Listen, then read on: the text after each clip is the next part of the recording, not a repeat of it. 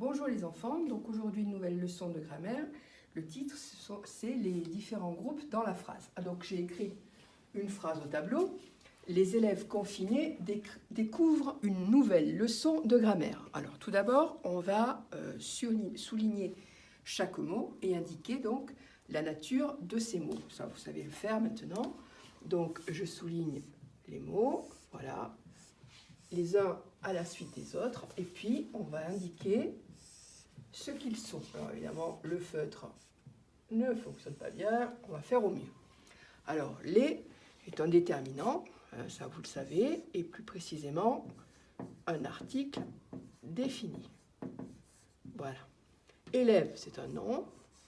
Confiné, vous vous en rappelez, c'est un adjectif qualificatif, et il est épithète, puisqu'il est situé juste derrière le nom. Découvre, c'est le verbe. Une, c'est un déterminant, et donc là, c'est un article indéfini. Voilà. Nouvelle, un adjectif qualificatif épithète, puisque derrière, il y a un nom. Deux, c'est une préposition. Et grammaire, c'est le nom. Alors, petit rappel, hein, si vous en... histoire de faire un petit retour en arrière, de grammaire, si je entoure ça, voilà, ça complète le son, et donc c'est un complément du nom. Voilà, ça c'est ce qu'on a vu jusqu'à maintenant. Donc dans cette phrase, je vais la couper en deux pour faire deux groupes. Alors, je coupe ici, voilà, première coupure, et là, la deuxième. Les élèves confinés. Alors, c'est un groupe, puisqu'il y a trois mots. Hein. Donc, c'est le groupe, vous le savez, c'est le groupe sujet. Voilà, généralement, un GS. Voilà. Le deuxième groupe. Là, il y a plus de mots, évidemment. Il y a un élément principal, c'est le verbe. Donc, on appelle le groupe verbal. Voilà. Et généralement, on écrit GV. Voilà. Donc, revenons au groupe sujet.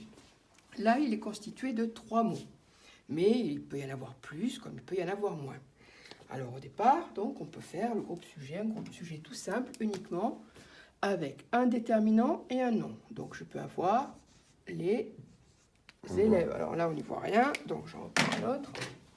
Donc, les élèves. Ça, un groupe constitué du déterminant et du nom. Je peux avoir, comme ici, un groupe un peu plus large, avec un déterminant, ici, le nom et l'adjectif qualificatif. Les élèves confinés. Voilà ce qu'on a ici. Tout ça, je peux le remplacer par un pronom personnel. Là, en l'occurrence, il. Je vais changer de feutre parce qu'évidemment, on n'y voit rien. Un pronom personnel. Ça, troisième possibilité. Et il y en a une autre de possibilité. C'est assez rare, mais on le trouve quand même. Donc, le sujet peut être un verbe à l'infinitif. Si, par exemple, j'écris ici « découvrir »,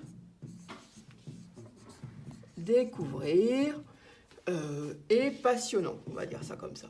Hop, ces feutres sont une véritable catastrophe.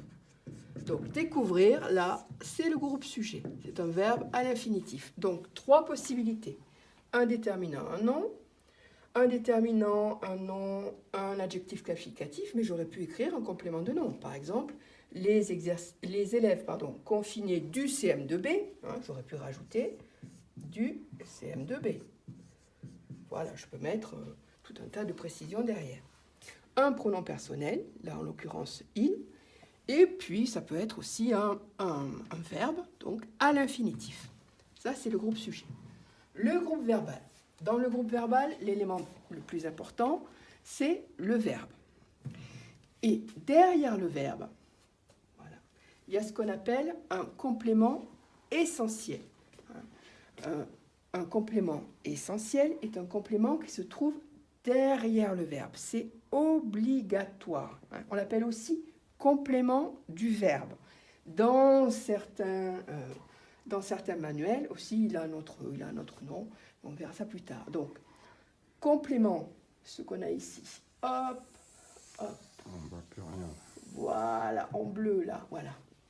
Donc, une nouvelle leçon de grammaire précise le verbe découvrir. Donc, on l'appelle un complément de verbe ou alors un complément essentiel, parce qu'il est essentiel à la compréhension de la phrase. Donc, deux grands groupes, je répète, le groupe sujet et le groupe verbal. Il peut y avoir aussi, on peut mettre, mais ce n'est pas une obligation, alors que ça en est une, hein, d'accord, le complément du verbe est essentiel, hein, ça je l'ai dit.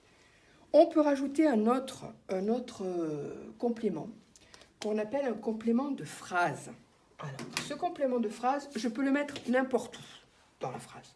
Par exemple, je peux l'écrire ici. Par exemple, je peux écrire « En ce moment,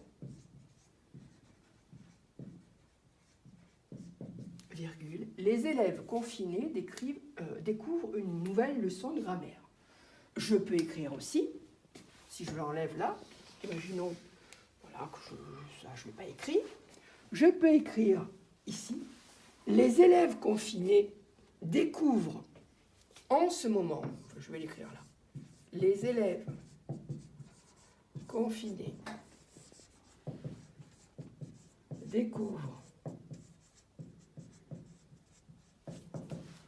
en ce moment, en ce moment, virgule, une nouvelle leçon de grammaire. Une nouvelle, hop, leçon de grammaire. Donc ce complément-là, qu'on appelle un complément de phrase, je peux le mettre soit tout à fait devant, soit au milieu de la phrase. Ou alors, je peux le mettre à la fin de la phrase. Alors ça donnerait les élèves confinés découvrent une nouvelle. Hop, hop, hop. Je continue ici. Leçon de grammaire. Hop, hop, hop. C'est long, hein. En ce moment. Donc là, vous voyez, je l'ai écrit à la fin de la phrase. Donc, soit à la fin, soit au milieu, soit au début. Mais je ne suis pas obligée de les mettre. Je rappelle que, donc, c'est ce complément-là, ce groupe-là, hein, c'est un groupe non essentiel. Quelquefois, on dit un groupe facultatif, mais on l'appelle de plus en plus complément de phrase parce qu'il donne une précision sur l'ensemble de la phrase. Donc, soit il est placé devant, soit il est au milieu, soit il est à la fin.